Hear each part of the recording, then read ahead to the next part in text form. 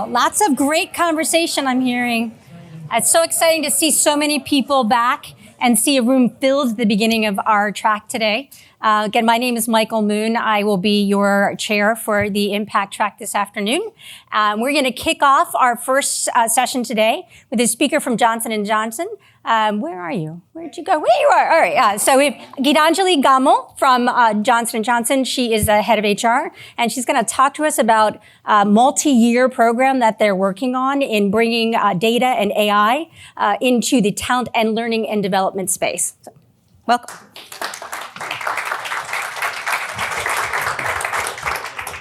Thank you so much. Hi, everybody. Hi.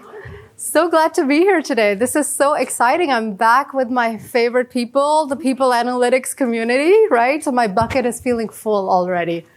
So just a little bit about myself. So interestingly, I was in the other session a little while ago with Cole Napper, and he was talking about like all these concepts from economics. And I was like, yay, this is the best day. Because I used to be an economist, and we're talking about monetary policy, and then we're talking about people analytics. So in my career, I've done a couple of pivots already, right? I started out as an economist, worked at the Federal Reserve Bank, and kind of made a pivot over to people analytics.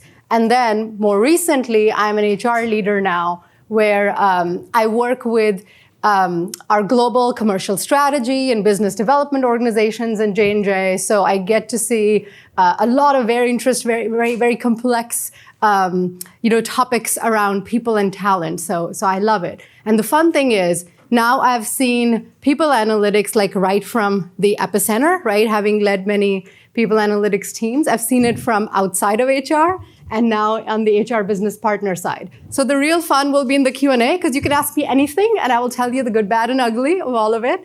But today I want to talk to you about a topic that's really important to me, because as an HR leader, if there is something that I need to get right above everything else, it's making sure that the leadership and the development that's happening in our organization for our people is right.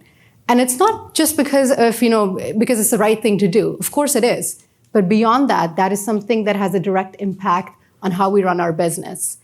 But one of the things that I noticed as, the topic or the question that came to me, which we're going to talk about in a minute, is that it's not necessarily as linked with data and tech and analytics as one would think, right? Like when we think of things like turnover, people immediately think about people analytics and they think about data and they're bringing those things together. And then leadership, and you're like, that sounds like a teddy bear, like fuzzy topic, but really it isn't. It's critical. So for me, the most important thing to remember here was, like, who are we doing this for, right?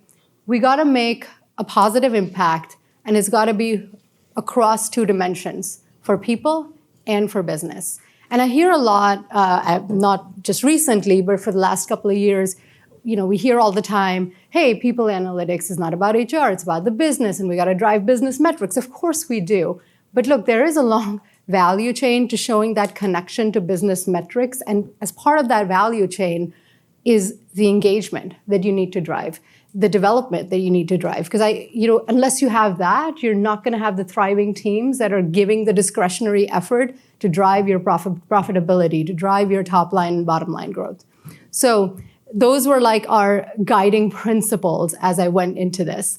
So to tell you a little bit about like what happened. So I went into my role, and one of the things that we started to discover was that while we were putting in a lot of effort into leadership, into developing people, it wasn't exactly, all of it wasn't landing the way we expected. Like there were still a lot of gaps. So the first thing that I did, I said, okay, I got to put my background to good use here, right? So let's really dive deep into the data. So the first thing that was starting out, we said, where is the largest source of data that we can get in terms of where are there some strengths and gaps and opportunities when it comes to what our talent is experiencing in terms of the coaching they're getting or the development that they're receiving. And we started with our census surveys. So my team and I, we looked across multiple surveys that we had. We looked at the data, we segmented it by groups to really identify and hone down on what are the levels, what are the areas where we're seeing certain gaps and certain strengths as well, so we could live into those. And once we had that, we were like, this is great, but if we go with this, we don't, saying something like, well, our talent development scores are declining or not growing as fast as we would expect over this period of time for this group, and here's like the deviation from where we want to be. That's all very good, but what do you do with it, right? You need to peel back the onion. You need to understand, well, what is it about development that's not working? So then what we did was we said, okay, now this is the time to add in the qualitative data to the quantitative. So we did these very deep dive interviews with a sample of individuals from the group that we had identified, and we asked them very pointed questions around the 3 themes that had come up through our analysis of the bigger data set. So we talked about coaching, career development, and recognition. And we really got down to the level of detail to say, is it about being recognized monetarily? Is it about being recognized in a group setting? Is it about being recognized through talent moves and other development opportunities? Like, what is it that people are looking for? And similarly, when it came to coaching, we were like, okay, so can we understand, do people want to get better feedback? Do they feel like their leaders understand how to go from point A to point B in their career? Can they help them navigate it? Are they aware of the resources, or are they aware but they don't know how to navigate them? So it's like getting to that level of detail that was super important. And the reason we needed to understand this is because, again, what's the biggest question that we come up with in people analytics, right? It's always like, well, how do you influence the stakeholders? How do you show them that what you're talking about is not a nice to have, but a must have? And this is something where we need to make an impact. And part of that storytelling is making sure that we're telling them the deep dive of the why. So once we had that, we also wanted to contextualize it. And here again, I work with, in my current role, I work with a lot of people who are marketers. Like, they've done marketing for years and years. And I have to pick up some of their tricks, right? So you got to work with your audience, right? And your client group. So I was like, okay, so let's look at why. Like, why should we care about people leadership? Guess what? If you do some research, you find that leadership has direct impact on profitability. It has direct impact on employee retention, on absenteeism. Like, this is something where people are more engaged at work, they drive better results for the business. So we had to frame it in a way that connects with the audience. And I think that's one big tip. And I wish, every time now that I do something, I step back in my mind a few years ago, and I tell my people analytics practitioner self that, hey, remember, this is something, when you work with an audience, know what they do, know the language that they speak in, and translate into that language. So we did that. Okay, that was well and good. But guess what? So we also did a little test run of ours, with a few people. So we said, before we go out there and try to influence our leaders and the key stakeholders we need in this plan, let's make sure that we test it out with a group of people. Always a good plan. And it kind of fell flat. They were like, okay, we get it. Maybe we can do a little bit more with coaching, and we'll be all right. This is not something new. It's not like an aha moment. And we're like, what? We showed you all this data. We told you the story. Why is this not an aha moment? I don't get it. And then I was like, okay, again, marketers, what am I missing here? One of the things that I learned is that the visual depiction of how we show our analysis, the simpler, the better, right? The more impactful. So it was down to presenting it in a very simple coded way of saying engagement factors, disengagement factors, bold primary colors saying this is what works and this is what's not working. But most importantly, it was the quotes, right? The direct quotes from the people that we talked to that had an impact. And one of the big learnings I had was we need to lead with the data, but people don't remember the data. They remember the story. That's what connects with us as humans. So when I say, well, our talent, satisfaction with our coaching programs has gone down X%, and here's something that we can do, people are like, they're nodding, they're listening. But when I say, guess what Guess what someone in our organization said, even though all of this work we're doing? They're saying, I feel lost. There's so much, but I still feel lost. And that connects with people. So I think that was another lesson that we learned, that you start with the data, you show them the big picture, you show them the qualitative data, you show them the external context, and then you give them the storyline that connects with them. So once we did that, that actually really helped us in getting that connectivity, that I would say that buy-in, right? Like that proverbial buy-in that we all work towards from our leaders, from some of our key partners within HR, within other functions that we needed to work with on this. And out of that came an initiative around people leadership and also talent development, where we, and to this day, because these things are multi-year, right? So again, we can't expect to do this once and then have this amazing impact. This is something you have to keep at for a period of time. So we started this initiative where we brought together all of our people leaders. So now we went from the leadership to like reach out to scale to all the people leaders. And we said, here, this is the data that we have. This is what we've found. Here's what your people are saying. And now we're not just going to say, go do this, right? We're going to help you. We're going to give you the means and the tools and the training. But we didn't want this to be basic, right? We didn't want this to be like, oh, do a manager training because there's, not enough training in our lives. And then, you'll be all set. No. So we said, we're going to have a very specific curated program and interactive sessions where you can like play act out situations, and we'll give you a lot of tools to do this.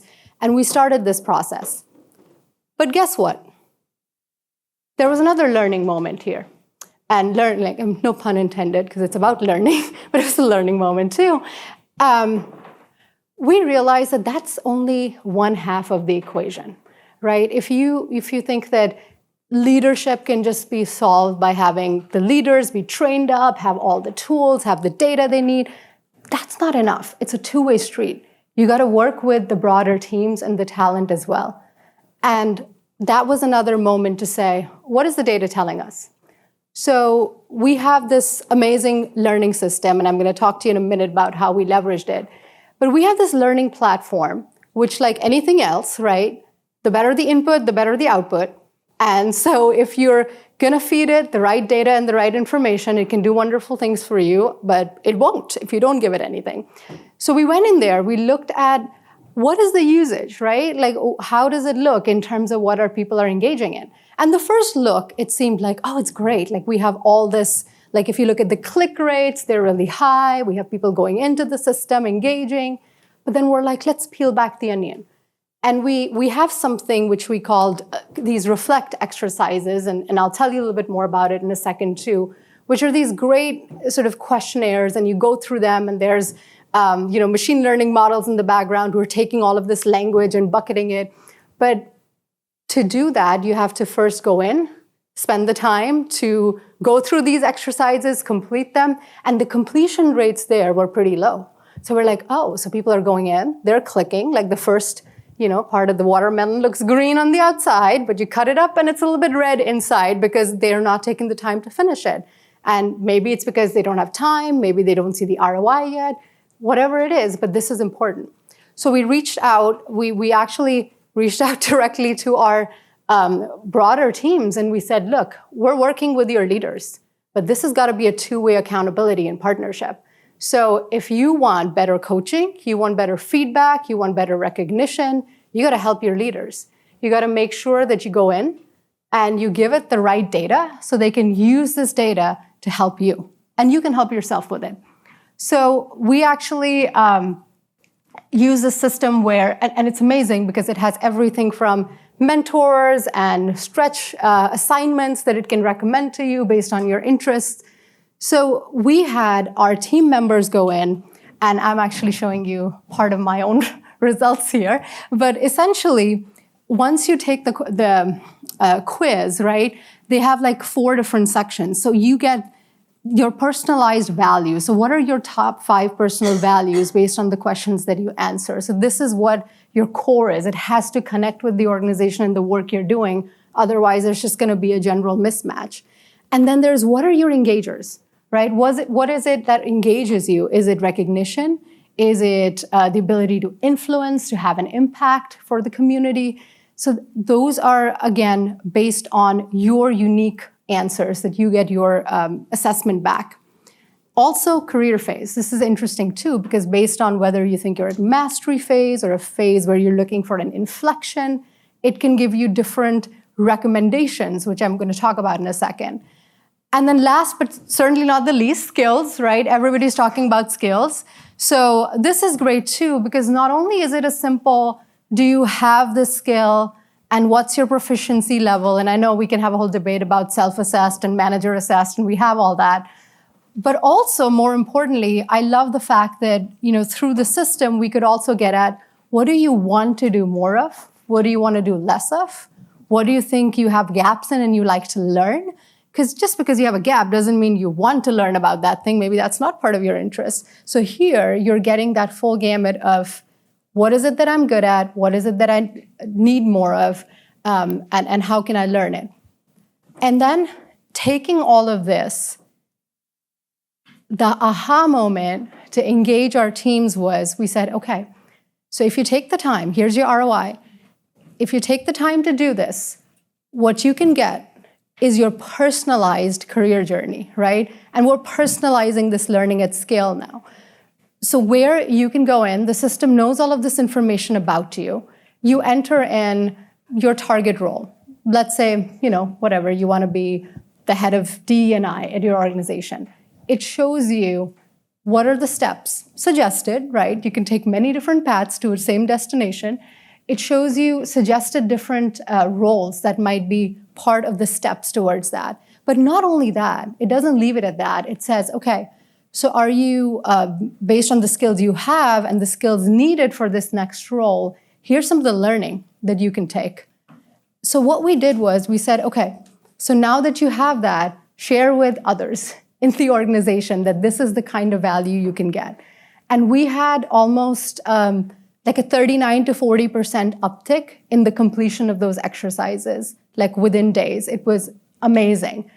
And that was because we engaged the customer, right? Like in this case, the talent directly. And we said, we understand if you don't want to do something with it because you don't think there's any value, but here's your leaders telling you, in our next talent development conversation, come to me with, bring a printout of this, or just share this on your computer and say, let's have a better quality conversation about talent development rather than saying, well, what would you like to do in the next 2 years, right? That's neither here nor there. Instead of that, let's be very specific and say, here's a career journey I like. Maybe this is not giving me what I need, but help me, as a leader to guide me here. And then to talk to them about your engagers and your growth path. So again, while doing this, the big learnings that I had was, you can't do it alone, right? If this becomes an analytics or an HR or an L&D initiative, it's not going anywhere. The only reason this resonates with people is if you personalize that learning even beyond the system and you talk to them and you say, okay, what is it about development that's not working for you? Now let's pull, and I always pull favors from the team where I'll ask a pair of a leader and their direct report who I know are passionate about learning to come and do these sessions for us.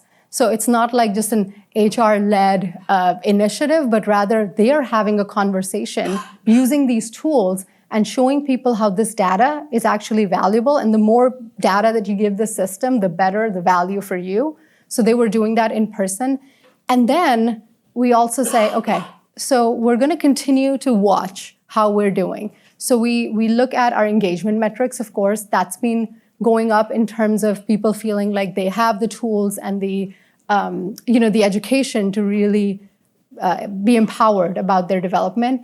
We also watch, obviously, our engagement metrics in the system to see how people are doing, and then things like retention, which again, we're doing really well at. So really important to measure the right things, to close the loop with the leaders and with the talent, to look at talent moves and velocity of movement in the organization to say, has that been keeping pace? Has there been any impact ever since we're doing some of these initiatives? And so that's something really important to keep that connection going and making sure that this is a loop that we're closing and not just leaving it open-ended in terms of here's an initiative and let's run with it. So with that, I just want to close with, again, my 3 big learnings here. I think I said this before, I can't say this enough. Co-creating a solution. We talk about buy-in all the time. I certainly talked about that a lot, even in my people analytics role.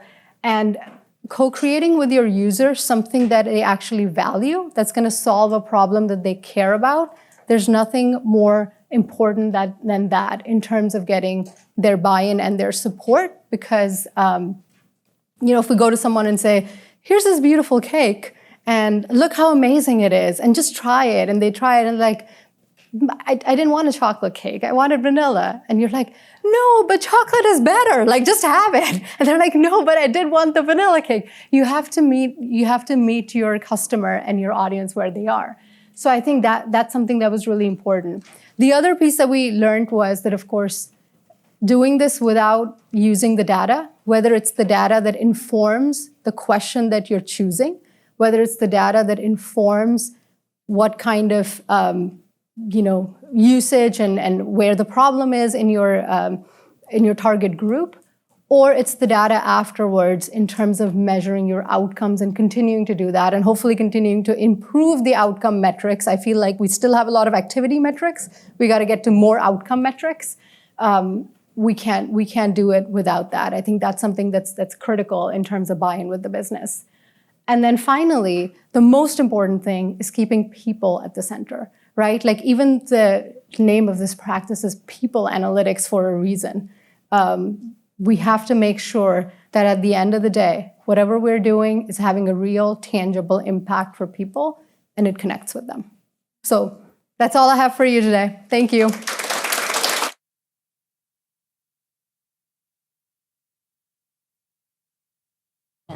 Music, dance. Any questions? Okay, go ahead. Microphone, sorry. Do we have a microphone? Yep, right here. Yeah. Thank you. Just shout it out. Employees engaging in skill self-assessment at a set cadence, like part of the performance reviews, for example, and if so, I'm wondering if that data is used for anything beyond the personalized career journeys, like determining the effectiveness of learning initiatives. Yeah, so great question. So for the first one, that is where, so we've had maybe I would say like 2 rounds yet, right? We haven't established like a 6 monthly or quarterly is too much anyway, like not like a 6 monthly cadence or anything like that yet, which is firm. But we are telling people already, because we had some people who had done that assessment maybe like a year ago who were ahead of the others, early adopters, and we did ask them to refresh it because again, skills, you can't just do it once and you got to keep refreshing it. So I think that is something that annually we would look at. So I feel like next year we'll be at a place where we're saying, let's do this again, right? We got to keep this fresh. And honestly, even beyond skills, what we found was while your values remain pretty stable, but even some of your engagers in what drives you can change over time. Maybe not annually, but that is also something to keep refreshed. And to the second part of your question, right now our focus is mainly on personalizing that development journey, but I think there's a lot you can do with skills data. Yeah. Yeah, we're doing engagement surveys, so this really resonates with me. And I was just curious about the AI-powered career journey. Mm-hmm. How do you manage the expectation? Because, in terms of the roles, there's one role sometimes, and it's hard to see the opening, and that's a big question that we get. So is there just dialogue on how you go about just answering those tough questions around expectations? Yeah, and the answer is pretty low tech, but it works every time, which is communication. So that was actually the number one thing, because the first thing that most managers will react, and this right question that you're asking is, so what if my team member thinks, if I do this next role, right, I'll definitely get my target role? No, like we make sure that we're talking to them, and that's what we're equipping the leaders with on the people leadership side of the capability building, is to make sure that they can talk about how these are suggestions, right, along your career journey to make sure you know how to navigate the path, to make sure that you are also gaining the skills. You might actually gain some of these skills or experiences from a different role also, and that is also okay, but it doesn't guarantee, right, because there's performance. So we talk about performance as well. So there's the desire to do certain things, but then there's the performance, and both have to go hand in hand. And we also, by the way, acknowledge along this career journey that it is also okay to not have like a target different role. Like, because sometimes there was a little bit of anxiety, like, does that mean if I'm happy with the role I'm doing, or I just want to stay in my lane, like, is there anything wrong with that? And we wanted to make sure that we took any like judgment out of it, because it's totally okay for some people to want a more technical career path, and we actually have those career tracks as well, and build along that, or have something where they want to try different roles and use this as a tool, but not take that as the absolute, truth. Yeah. Yes. How real time? Hi, thank you. Excellent presentation. Thank you. How real time is the system with regard to that career development plan, with regard to the change in job roles that we have as our role continues to evolve? How real time is it in terms of responding to that and your personal development plan in terms of the training, etc.? Yeah, that's a great question. And I don't know the exact answer to that, right? I do know that it does refresh the data in the system because all of our systems are connected. But I can't tell you, because I don't want to give you the wrong answer. I can't tell you, it's daily, right? Which I don't think it is. But I do know that we have a regular cadence of refreshing that, because there are changes in, obviously, in the underlying data set there. And like other systems, for example, which connect in some of the information, around our people data, like the core people data, not just the learning piece of it. Those do refresh daily. But the piece around specifically the roles and how they're changing, or changing in the system, that's refreshed, but I don't know the exact cadence. Yeah. All right. Any other Another questions? question? There's one more. You're here for another minute. Yeah. Thanks for the presentation. I thought it was great. Thank you. Changing it was just the envelope and inspires others than today. I want to double down a little bit on your idea of closed loops. I'm a big fan of applying data. I'm curious to understand is how your learning organization is using the data from the school to improve and respond and improve the learning programs. Yeah. And also the change management initiative. Like, how are you taking that data? All right, it's working consistent and evolving the approach. Yeah. Great question. So I think our learning team have been incredible partners to us in, we call it business unit HR, right? Where I'm embedded to the business unit HR. So for example, not only are they taking the feedback that we have from the user perspective and the data that we're seeing, but they've also taken feedback in terms of like there are certain skills that maybe were not reflected the way we thought, right? Like in that taxonomy, and they were taking that feedback, adding that where, to a reasonable extent. And then also, in addition to that, the other thing they did was they've been very willing to, again, co-create with us. So for example, if there's a specific capability around a new area, whether it's from a pharma perspective, like a precision medicine, for example. Like they're very, very willing to and have been working with us to co-create content and curate content and create like learning channels that make sense specifically for the business in that way. And then take any feedback from us in terms of the HR partners to say, okay, this is working, this is not, this is meeting the needs of the business. So yeah. They've been great partners from that perspective. Yeah. I'm actually just going to add, wrap up. I want to go back to kind of what it surfaces. And we know you talked a little bit about, okay, maybe they want to go more of a technical track, but what data is actually being fed in there to actually recommend what that next natural job might be? We're using what people have done historically at Johnson & Johnson.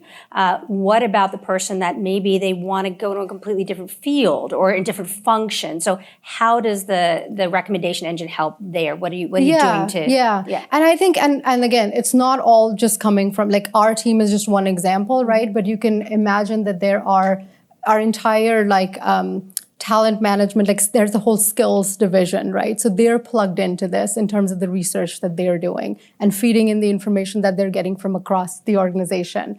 So there's that data coming in terms of as people have moved through certain roles, including roles that are maybe not like the typical adjacent is the right word. What is that skill grouping to make sure that that information is getting pulled in as well?